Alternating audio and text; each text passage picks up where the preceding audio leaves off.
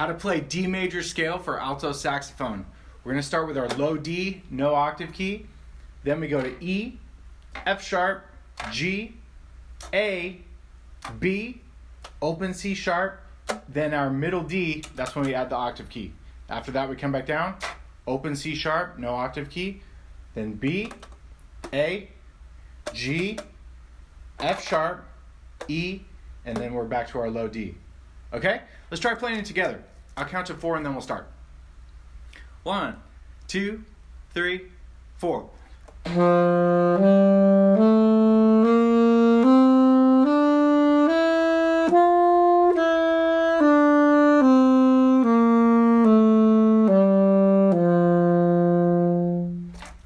That's your D major scale.